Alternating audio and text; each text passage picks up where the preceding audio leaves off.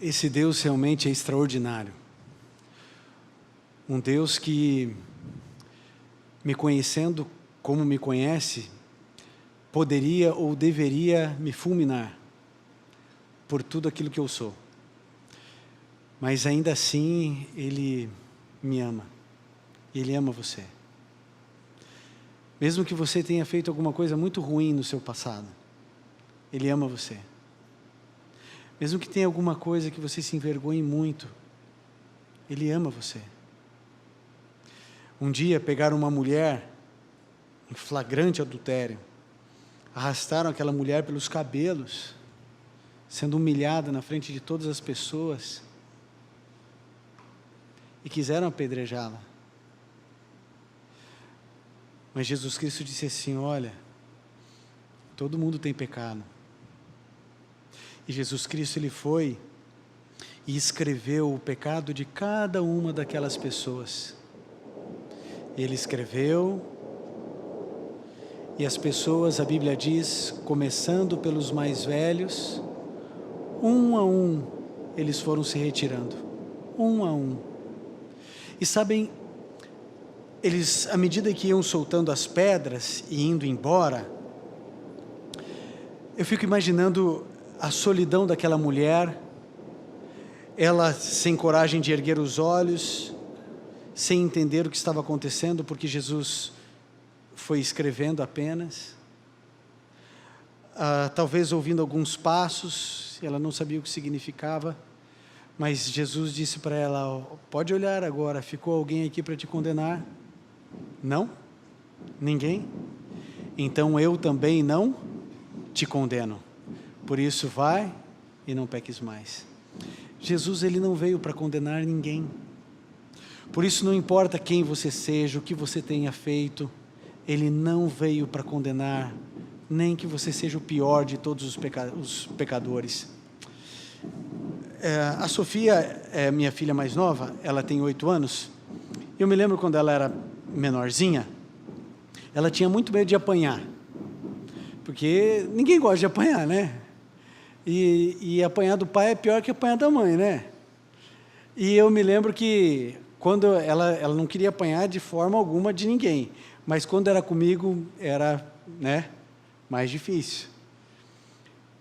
E quando a gente tinha que conversar com a Sofia, e às vezes dar umas palmadinhas, umas chineladinhas nela, ela pegava e ela chorava e ela falava algumas coisas para mim.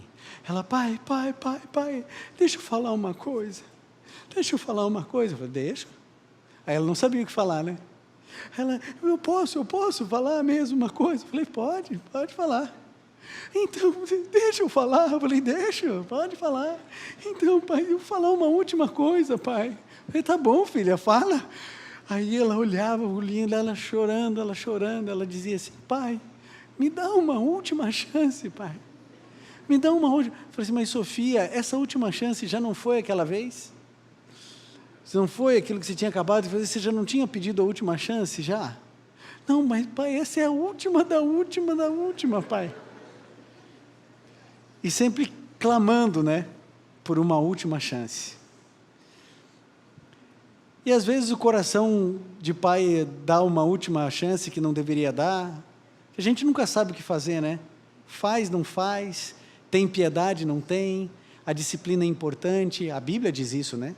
Provérbios diz que o pai que retém a vara do filho o odeia.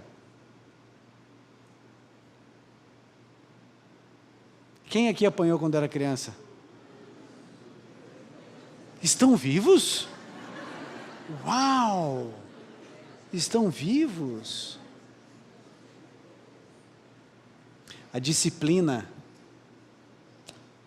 é tão importante quanto o amor, porque a disciplina, ela é uma expressão de amor quando ela é feita com amor. E eu sei que a Sofia, ela sempre pediu uma última chance. E eu me lembro que eu estava decidido a não dar mais uma chance para ela naquela situação. Decidido. Mas quando ela foi falando a mesma coisa que eu sempre ouvia, eu me constrangi, porque eu pensei: ainda bem que Deus não me trata dessa maneira, né? Ele sempre me dá uma última chance. A última, da última, da última, da última, da última. Por isso, a introdução dessa mensagem, eu digo para você o seguinte: não importa quem seja você, talvez você seja o maior bandido da sua cidade, talvez você seja um indivíduo mau, violento, talvez você seja uma mulher terrível, a esperança para qualquer um de nós. Eu queria que você abrisse a sua Bíblia no livro de Juízes, porque eu quero ler 3 textos, assim, quase que sequenciais, porque eu quero falar para você de 3 personagens da Bíblia. Você vai entender o que eu quero dizer com esses 3 personagens e onde eu quero chegar. O primeiro deles é Sansão, Juízes 13, verso 3. Juízes 13, verso 3. Olha só o que diz aqui. Juízes 13, verso 3. Certo dia, o anjo do Senhor apareceu a ela e lhe disse: você é estéril, não tem filhos, mas engravidará e dará à luz a um filho. O nome desse filho? Sansão. Sansão, não sei se você sabe, mas o nome Sansão significa o sol, ou seja, ele veio para brilhar. O povo de Israel era subjugado pelos filisteus. Deus declara à esposa de Manoá que ela ia dar à luz, mesmo sendo estéril, e que o filho dela seria um grande juiz e que começaria a libertar o povo de Israel do jugo dos filisteus. Então você imagine a felicidade dessa mãe, ela que vivia numa época em que não ter filho, pensava-se no absurdo de que era uma mulher amaldiçoada por Deus, que é um absurdo. Mas ela vivia esse estigma e de repente ela descobre que vai ter um filho e que não vai ser um filho qualquer, que vai ser o maior em todo Israel e que ele vai começar a libertar o povo de Israel do jugo filisteu. Então a alegria da esposa de Manoá era algo tremendo e a Manoá chega e diz assim: mas escute, vamos pedir para que esse anjo volte e nos explique como é que a gente precisa educar essa criança. E realmente o anjo aparece e mostra: olha, ele tem que ser nazireu, não pode tocar em bebida alcoólica, ele não pode beber nada que venha da vinha, o cabelo dele não pode ser cortado, e dá todas as orientações, porque ele seria um nazireu vitalício a vida inteira. E aí então os pais se dedicam e fazem o melhor por ele, porque ele seria o maior de todo o Israel. Sabe o que isso me diz? Que Deus tem planos para todos nós, grandes planos, para qualquer um de nós. Agora, os grandes planos de Deus não significa que Ele vai colocar todos nós como generais. Às vezes, um soldado como Desmond Doss faz toda a diferença na história de uma guerra, de uma batalha, mesmo sendo um soldado raso, mas faz toda a diferença. Porque quando a gente se coloca dentro dos planos de Deus, as coisas mudam. Quando eu era adolescente, pré-adolescente, uns 14 anos, a minha mãe apareceu com um artigo da revista Seleções para mim. E eu falei assim: oh, que legal, minha mãe leu alguma coisa, gostou e veio aqui para eu ler. E eu peguei e li o artigo. E o artigo foi um soco na boca do meu estômago. Porque o artigo mostrava a história de várias pessoas que eram grandes promessas nas mais diferentes áreas da vida, mas foram uma grande decepção. E a essência do artigo era assim: é muito bom ser uma promessa, mas é muito triste não cumprir essa promessa. A minha mãe me olhava e ela sabia que eu tinha potencial, ela sentia isso, mas ela tinha medo que eu não desenvolvesse isso. Muitos de nós temos grandes potenciais, mas a gente escolhe por algum motivo ou por várias pequenas escolhas erradas durante a vida, um caminho escuro, triste, fora dos planos de Deus. Sansão era um grande homem e tinha um grande potencial. Quero te mostrar o potencial de mais um homem. Abra sua Bíblia agora em 1 Samuel 10, 24. 1 Samuel, capítulo 10, verso 24. Olha só o que diz aqui. 1 Samuel 10, 24. E Samuel disse a todos: vocês veem o homem que o Senhor escolheu? Não há ninguém como ele entre todo o povo. Nós temos a falsa impressão de que Deus, ele só escolheu Davi como rei, mas não. Quem escolheu Saul foi Deus. Foi Deus quem escolheu Saul. E mais do que isso, sabe o que a Bíblia declara? A Bíblia diz que Samuel, o profeta Samuel, ele disse assim: olha, vocês estão vendo? Não há ninguém em Israel como ele. Ele era maior do que todos, mais hábil do que todos, nas artes militares. Saul era um indivíduo preparado, talhado para ser rei. Um grande potencial extraordinário. Terceiro homem com grande potencial. Abra agora a sua Bíblia no Novo Testamento, no livro de João 12, verso 6. João 12, no versinho 6. Três grandes homens com um potencial extraordinário. João 12, verso 6, diz assim: ele não falou isso por se interessar pelos pobres, mas porque era ladrão, sendo responsável pela bolsa de dinheiro, costumava tirar o que nela era colocado. Aqui é um relato de Judas. Judas, segundo os estudiosos, ele era o mais culto de todos os discípulos. Ele era o tesoureiro, era ele quem cuidava das finanças do grupo. Então, quando alguém fazia algum tipo de oferta e eles guardavam aquelas moedinhas para comprar o alimento, porque nenhum deles tinha nenhum tipo de trabalho remunerado, você sabe, Jesus fazia milagres e ele não cobrava nada de ninguém, fica a dica, né? Acontecia isso, e aí então, quem cuidava dessas poucas e parcas finanças era Judas, porque ele era o mais capacitado. Ele era o homem que poderia ser o maior de todos os discípulos. Judas tinha potencial para ser um apóstolo Paulo, por exemplo, pela capacidade dele. Um homem de raciocínio rápido, um homem inteligente, um homem avançado para a sua época. Você sabe que é interessante isso. Judas foi o único dos discípulos que se ofereceu. Todos os outros foram escolhidos por Jesus. Judas se ofereceu. Mas Jesus amava Judas. Amava Judas. E disse: vem, meu filho. Porque o fato de Judas ter feito o que fez, não alterou o amor que Deus tinha por ele. Você entende por que os nossos erros não alteram o amor de Deus? É claro que quando eu erro, quando eu peco, isso causa tristeza em Jesus. É claro, o meu pecado faz separação entre mim e Deus. É assim. Mas isso não altera o que Ele sente por mim. Ele me ama, apesar de quem eu sou. Vocês sabem que o apóstolo Paulo disse que ele era o maior de todos os pecadores, né? Sabe por que o apóstolo Paulo disse isso? Por uma única razão: o apóstolo Paulo não me conhecia. Que se ele me conhecesse, ele ia falar assim: eu sou o segundo maior, tem um menino lá, que o menino é bom.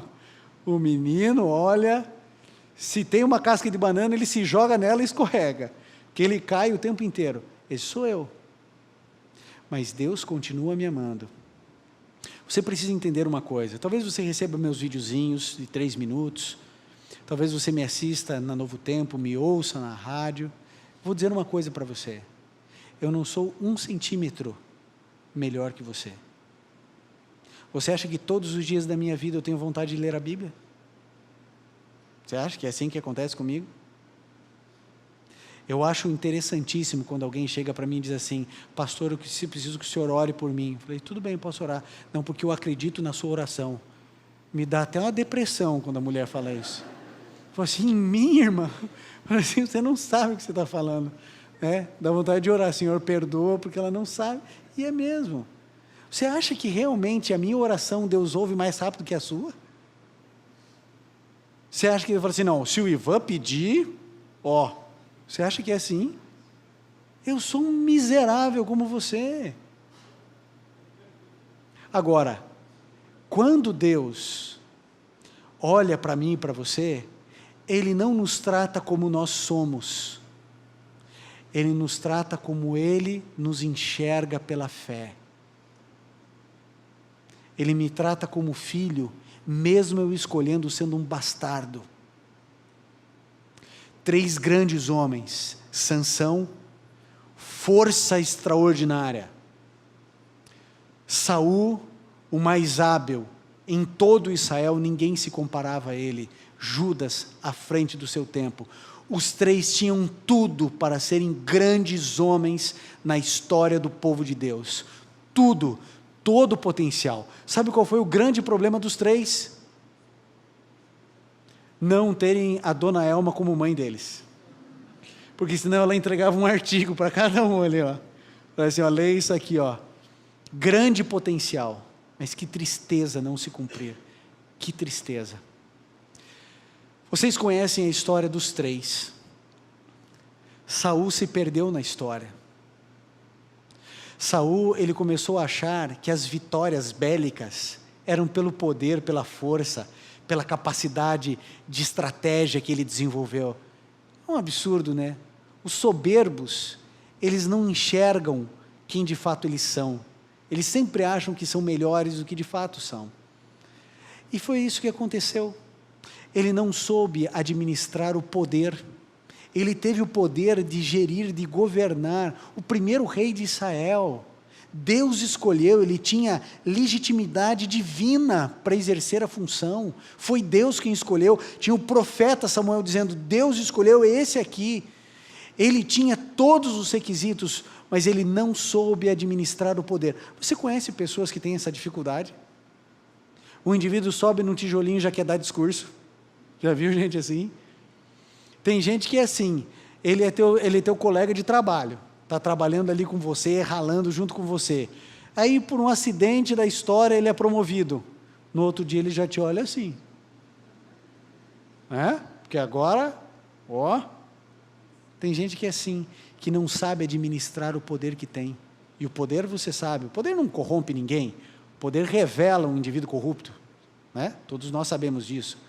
O indivíduo não teve, poder, chegou lá, corrompeu, não, já era complicado, já tinha sementinha ali dentro há muito tempo. O poder não corrompe, o indivíduo já está corrompido, o poder apenas revelou o que já estava dentro dele. E a gente tem Sansão. Sansão tinha um potencial extraordinário, um homem forte, um homem viril, e o problema de Saul era o poder. O problema de Sansão, sabe qual era? Sexo. Problema de muitos homens. O mesmo problema que muitos de nós temos era o problema de Sansão. Não podia haver um rabo de saia. E Sansão, imagine, ele desceu a Tímina. Tímina era uma cidade dos filisteus. Sansão não tinha que estar numa cidade dos filisteus, ele era um povo inimigo, ele não tinha que ter associação nenhuma. Com o inimigo, a gente não conversa, a gente não flerta, a gente não se aproxima do inimigo. Sansão desce a Tímina, e lá ele viu uma menina, e a Bíblia diz que ele se apaixonou, porque ele viu a menina. Já viu isso em algum adolescente aí? Que ele viu e gamou? Não era amigo, era uma cultura diferente, uma menina de origem pagã, não a condeno por isso, nasceu lá, mas ela era pagã, outra denominação, outra igreja, outra visão de mundo. Ele simplesmente olhou, apaixonou e falou, é essa que eu quero. E é por isso que muitos casamentos dão errado, porque a pessoa olha, se apaixona e diz assim, é essa que eu quero. Mas todo mundo está vendo que essa menina tem um temperamento forte, você tem certeza? Não, mas é dessa que eu me agrado. E não é o problema de ter temperamento forte, porque eu já vi algumas assim, para mim, O problema é que a pessoa vai conseguir conviver com o seu temperamento, porque você não vai mudar o seu temperamento. Você pode controlá-lo, não mudar. Ele vai ter habilidade para poder lidar com isso? Ou vai ser um problema que vocês não vão se dar? Precisa analisar. Ele não sabia quem era a menina, se tinha temperamento forte ou fraco, se ela era de um jeito ou de outro. Ele olhou, gostou e disse, é essa. O problema de Sansão sempre foi mulher, sempre foi sexo. E aí a gente tem o terceiro homem à frente do seu tempo, raciocínio lógico, estratégico, um homem extraordinário. Todos nós gostaríamos de conversar com Judas, muito mais do que com Pedro, porque Judas tinha as ideias, Judas era o indivíduo que conseguia fazer uma leitura a 360 do que está acontecendo, mas o problema dele era dinheiro. Ele roubava o dinheiro de Jesus, gente. Já viram acontecer isso em algum lugar? A história, né, vai se repetindo, infelizmente. Seria cômico se não fosse trágico. O problema dos três. Sexo, poder e dinheiro. Sexo, poder e dinheiro. Você sabe qual foi o fim de todos eles? Você se lembra? Eu não vou ler os textos bíblicos agora, mas você se lembra do fim de todos eles? Saul colocou uma lança e se jogou sobre ela. Sansão foi lá no templo e pediu força uma última vez para que matasse ele e a todos. E Judas foi e se matou. 3 grandes homens. 3 homens com privilégios extraordinários. Sansão não era para existir, gente. A mãe dele era estéril. Deus sonha com um libertador. Deus sonha com aquele garotinho. E Deus dá a ele algo que ele não deu para mais ninguém na terra. Assim como ele deu sabedoria sobrenatural só para Salomão, Deus deu força sobrenatural só para Sansão. E esse indivíduo que tinha tudo para ser um homem extraordinário, ele se perdeu completamente no meio do caminho, prostituído, mentiroso, impostor, vida dupla, se perdeu completamente, e o fim dele foi um autossacrifício. Quando a gente olha para Saul, por favor, o profeta disse, olha, não existe ninguém em todo Israel semelhante a esse homem, foi Deus quem escolheu. Deus disse, de todos é Saul. Saul tem habilidade, Saul tem capacidade, Saul é um homem de Deus, e ele era consagradíssimo. Quando Deus o escolheu, a consagração de Saul era extraordinária, um homem espiritual, um homem de Deus. Se perdeu a ponto de consultar depois demônios sobre o que iria acontecer. Foi se associar com demônios, foi perseguir Davi, que foi ungido pelo próprio Deus, dizendo assim, ó, não dá mais Saul. E ele se mata. O fim de Saul é a morte. Judas viveu 3 anos e meio com o mestre, com Jesus. Ele viu os olhos, ele viu a cor dos olhos de Cristo, ele ouviu o timbre da voz de Jesus. Se ele quisesse, ele poderia deitar-se no colo de Jesus. Judas ouviu cada sermão, ele presenciou cada milagre. Dos 3, nenhum teve um privilégio maior do que Judas. Mas Judas achava que ele era melhor do que o próprio Cristo. Se fosse eu, teria feito isso. Se fosse eu, teria feito aquilo. É muito mais óbvio que ele deveria ter feito aquilo outro. A arrogância, a presunção. O problema dele? Dinheiro. Conhece gente que tem problema com isso? Que mata, rouba, engana, pisa, humilha por causa de dinheiro. Quantos fazendeiros nesse Brasil, na verdade, são grileiros, que desapropriaram a força e na violência pessoas que moravam ali? Quantos? As suas caminhonetes. Quantos? Quantas pessoas recebem dinheiro mal havido? Eu vou dizer uma coisa para você. Dinheiro mal havido é maldição para a tua família. Sabe o dinheiro que não lhe é devido? Esse dinheiro serve para a morte, serve para destruição, para alcoolismo, para drogas, para acidentes trágicos, porque dinheiro mal havido não é dinheiro abençoado de Deus, não é dinheiro de Deus, é dinheiro do diabo. Dinheiro que é fruto de mentira, de engano, de coisa escondida, não abençoa o teu lar. Vai destruir você, vai destruir teus filhos e vai destruir sua família. O fim de Judas se enforcou. Esse é o fim daqueles que acham que podem viver a vida longe de Deus. Sexo, poder e dinheiro continua destruindo os filhos de Deus ao redor do mundo. Não importa se você é brasileiro, japonês, canadense, australiano, se você nasceu em Angola, não importa. Sexo, poder e dinheiro continuam sendo as armas mais poderosas do diabo para enganar você, para ludibriar você. Agora, eu preciso terminar essa mensagem dizendo: a esperança para você e para mim. Porque se Deus não nos abandona, e Deus não queria que nenhum deles tivesse esse fim, Deus fez tudo o que Ele pôde até o último segundo da vida deles. Deus os amou e não deixou de amá-los, e Deus hoje convida você, dizendo: filho, eu não estou em silêncio, eu estou chamando você, para você se arrepender das suas práticas, para que a sua vida mude, para que a sua vida seja transformada, para que você não se venda, para que você não se entregue ao sexo, para que você não se entregue ao poder, e para que você não se entregue ao dinheiro.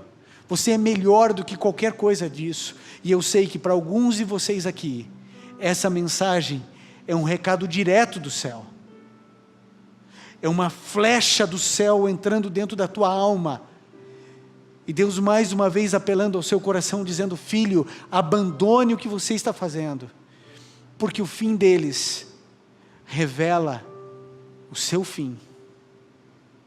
Ainda há tempo, ainda há tempo, ainda há tempo, que o nosso coração seja arrependido diante do Senhor.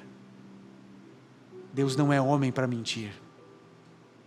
Acredite, Ele ama você, e se você erguer sua mão, Ele vai te salvar. Feche seus olhos, vamos juntos orar. Bondoso Pai, obrigado porque o Senhor não nos abandona. Obrigado porque o Senhor acredita em nós, mesmo quando nós mesmos não acreditamos. Obrigado porque o Senhor estende o seu perdão a qualquer um de nós aqui. Obrigado porque o Senhor nos dá a última chance, da última chance. Enquanto existir uma fresta de esperança, o Senhor vai nos salvar. Por isso, Senhor, perdoe-nos e salve-nos, em nome de Jesus. Amém.